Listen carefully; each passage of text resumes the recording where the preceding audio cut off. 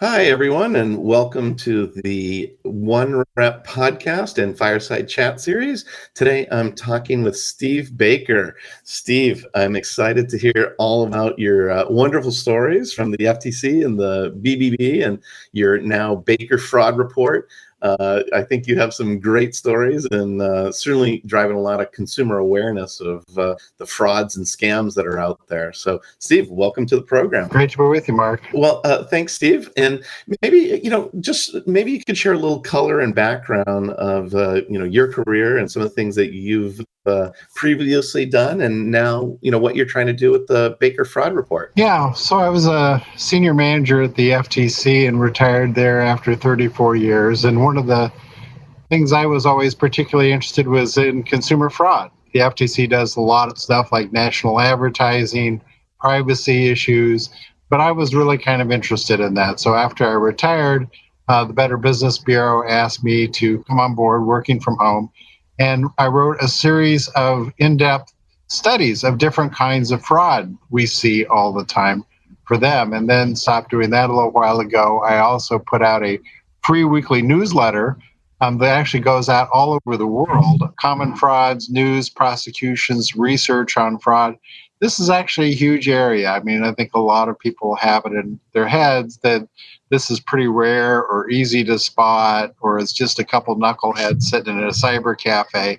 And it's not. It's totally worldwide. There's the serious organized crime involved in this. There's massive amounts of money.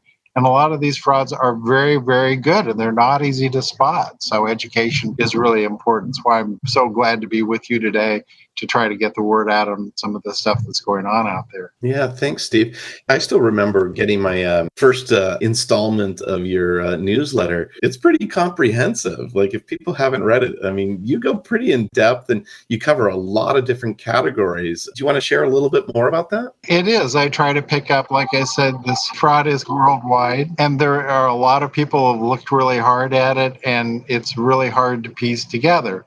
So I try to pick up on what's going on. For example, if law enforcers see that somebody has successfully prosecuted grandparent scheme, when I give a link to that, somebody else elsewhere can contact that agency and how did you investigate it and what did your pleadings look like? And people do research, some really good psychologists that have taken a look at this fraud stuff, and it's useful to do. And of course, there's consumer education. I actually got a call this morning from a banking group that's interested in learning a little bit more, particularly in the different ways that the crooks get your money, because they want to get your money, but they don't want you to be able to stop them from that too. So you can look at that aspect of it. There's so much going on out there, and law enforcement is finally picking up on it. One of our problems traditionally is that people will go to the local police and say, gee, I found this puppy online and I ordered it and sent all the money and I haven't seen my damn puppy. It hasn't appeared at the airport like they promised me to. And the police are scratching their heads, like, puppy scams. And they treat the victims as idiots, which they're not. These are sophisticated frauds that run, the same ones run all over the world.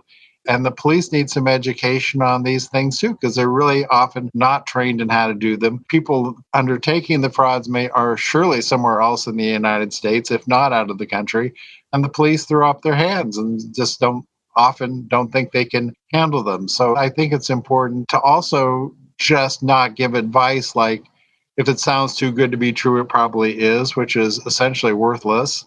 Because it's not obvious these are frauds. These people are very, very good at what they do. They're very professionals, and they're very successful. I was just going to say, it seems like you have a full-time job with the Baker Fraud Report, because, I mean, it's so comprehensive and so in-depth. Do you spend all day, every day researching this stuff? I spend a fair amount on it, and I've, of course, spent several decades on this, and I've got some other people I contact with. So it's kind of a personal passion. And I've got some other friends. For example, one is a retired victim assistance specialist with the FBI, and we compare notes and do some other work. Just interested in it. Yeah, I think what's amazing, probably to the consumer, is just the sheer volume and differences in all these different scams. Probably, the layman just thinks there's like one or two different scams that you got to be aware of, and that's it. But the variety and the techniques that these fraudsters use, it's remarkable. Yeah, no, the frauds are always ahead of the technology curve. They figure out the technology, particularly in ways of moving money faster than anybody. They're very good at that.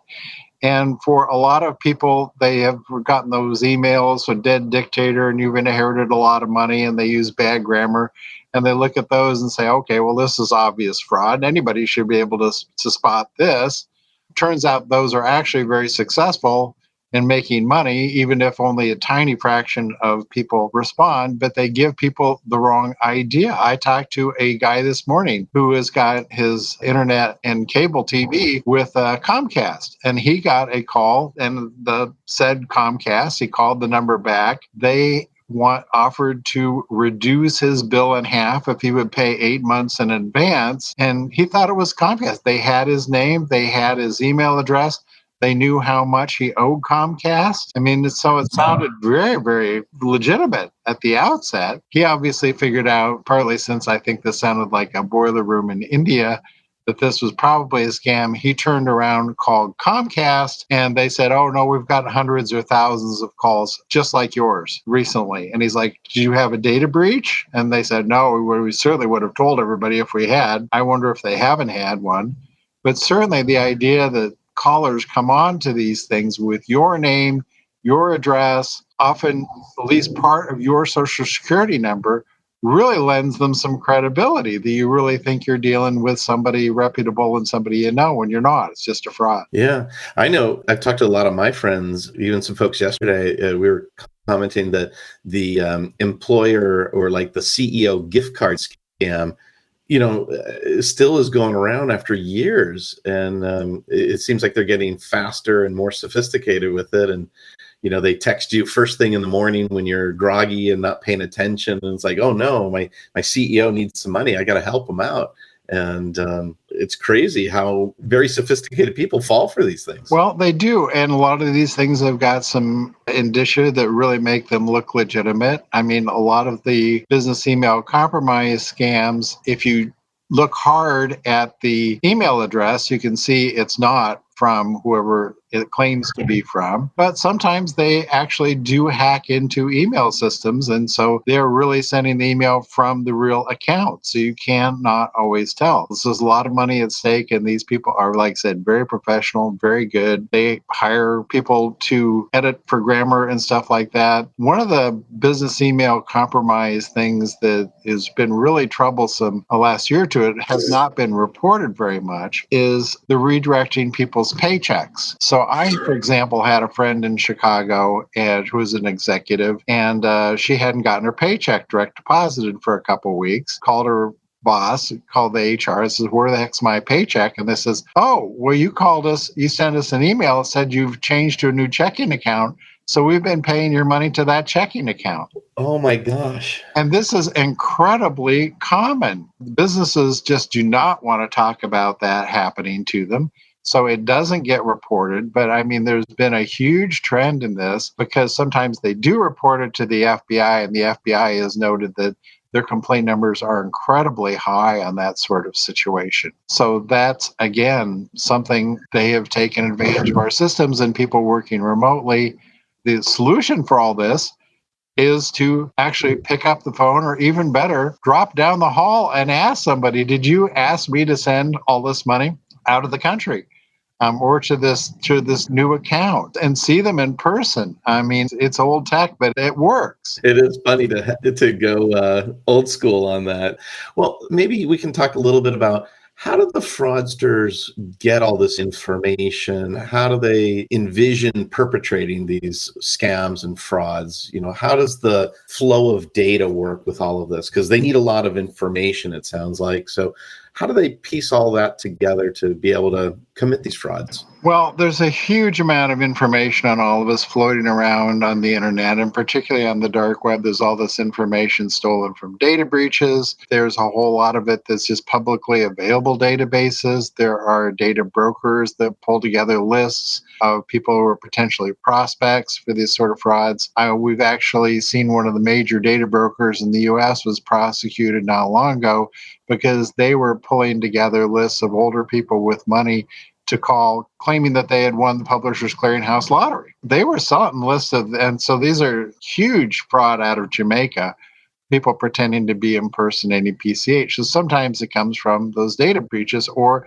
those data brokers actually are selling it to them. Other ways they can get data, people fill in online forms. The FTC just warned about people that are looking for a lower mortgage rate, for example, might see a form online that's supposedly going to shop your information and find you the best deal. Sometimes those people are really just after your data, and you fill out the form and they sell it to crooks. I know that happens with crooked moving operations. There's also with the business email scam. Okay, so if you get an email from the CEO, how do they know who the CEO is? Turns out there are companies out there that sell that data for us marketing leads. So for salesmen to know who to contact at ABC Business Ventures, they can buy lists of those people, and the scammers buy that stuff or scavenge it up, and then they can use it and know who to reach out to. Often there's phone numbers, emails, all sorts of information there. Final place is people give a lot of this information out for free when they post their resumes online. I can't believe there are people that actually put social security numbers on their resumes. And the scammers siphon all this stuff up. So unfortunately, a lot of this information is out there, and I think we need to all take efforts to keep it out of their hands if we can. But it's a massive worldwide industry, and there's massive people with big computers that are sorting this stuff and selling it. It's kind of amazing to think that fraudsters are becoming, data scientists, I guess, piecing together a persona through all these different available sources, just like you alluded to a salesperson, B2B SaaS company would do, right? They would use data from ZoomInfo and LinkedIn and other places to try to figure out who to call on. And now the fraudsters are using the same data and the same techniques to commit their crimes. Yeah, we haven't seen it much in the last year or so, but there was somebody who had gathered from a data breach, I presume, old passwords people had. And then a tremendous number of people were getting emails that, hey, we've got video of you watching porn, and unless you pay us some money, we're going to let all your friends know it. And to show that we've got the right person, here is this password you used to have. I even got an email from one of my friends who reached out to me and said, I've got one of these, but I don't watch porn on my computer. I don't care if you watch porn or not. But this is not for real. These guys they found a way to make some bucks out of this list of old passwords that they had gotten from a data breach. What happens to these guys? Do they just try to make a bunch of money and disappear at some point? What happens with all of this? Well, unfortunately, I think crooks feel very safe with this sort of stuff. The chance of them being prosecuted if they're outside the United States and preying on U.S. consumers are pretty small. I mean, the feds can try to extradite. It's easier to extradite from some countries than another, but the reality is going to take a couple of years of a prosecutor's life to get somebody physically back into the United States. So it requires more international cooperation.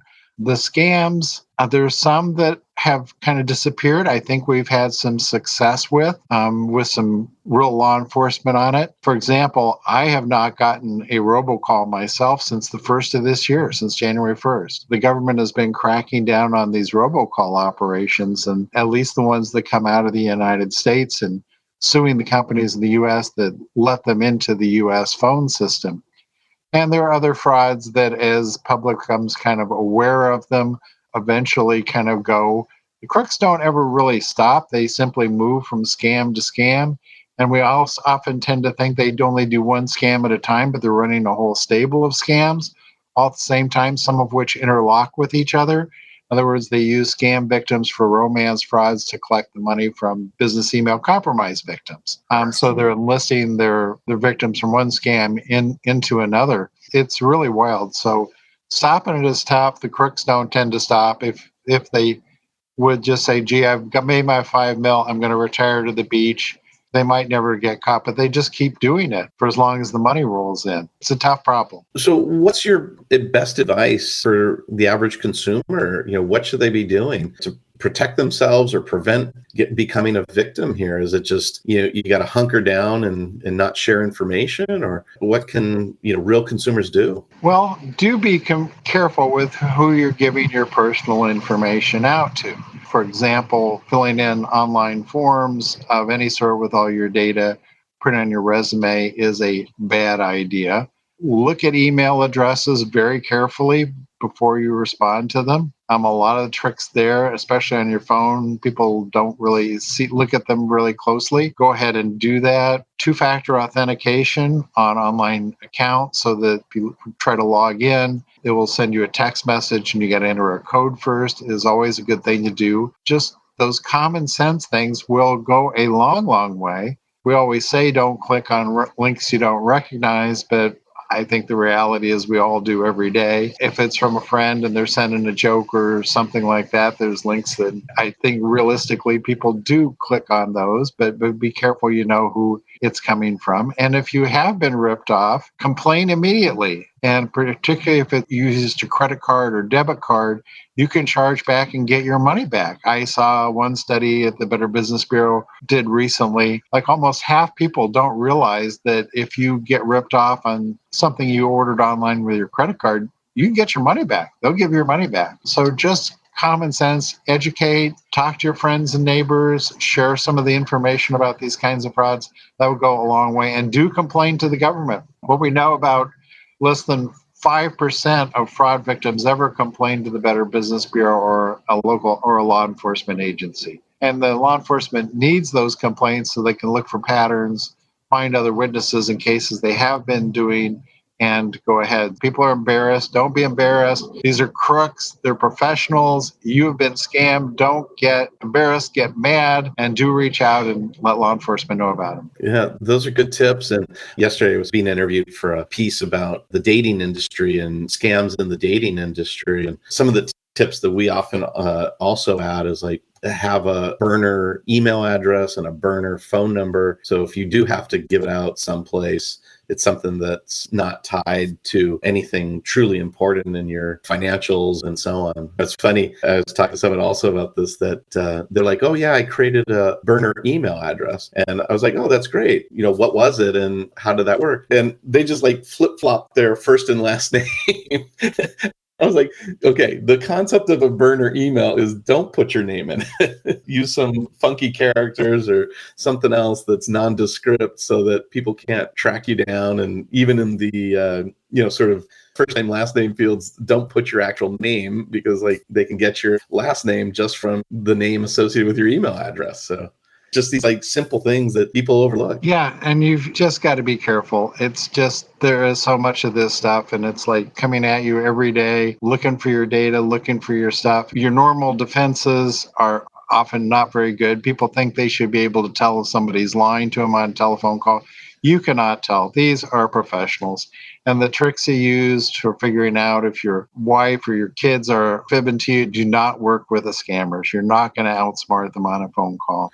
So shifting gears a little bit, Onerep, we obviously try to remove people's personal information from these kind of nasty, as we like to think of them as nasty, people search websites, and that are publishing all of our personal information out so that Google can index it, and they're selling it to fraudsters, whoever wants to buy it for $1, so to speak. We obviously think that's wrong, and are glad that more consumers are aware of this issue and starting to remove themselves, which is great. I guess I'd like to even ask your comment around, like, how is it even possible that, like, in the United States, people can buy and sell our personal information so freely? Like, does that sometimes just blow your mind that, like, I can just go on the internet and find where you live and everything about you and all your relatives and everything, and as a fraudster, use it to potentially harm you? There is really a scary amount of data out there. And we're not just talking about the dark web. We're talking about legitimate big companies that really track us. Now, one of the things they say they use with this big data is, for example, so they can target you with advertising that you're interested in, and it saves you some search costs, theoretically. But all this data is out there, and you really it's tough to get out of. If they really want to find you, they probably can. And there's big data breaches, they say, it's out there, and it is all a little bit scary. So why does the government allow it? There's legitimate business needs for some of it, for example, of identifying people to make sales to. I don't think that you really could get rid of all this data, since so much of it is owned by criminals anyway, but at least make them work a little harder, spend more money for it. Definitely, I don't want my home address out there, and I had to think about that with my fraud report email. I know that there are crooks looking for me sometimes. I don't put my street address on it, even though I think I'm technically supposed to under the Federal Trade Commission rules on this stuff. I don't want them to find me. Yeah, it's pretty scary.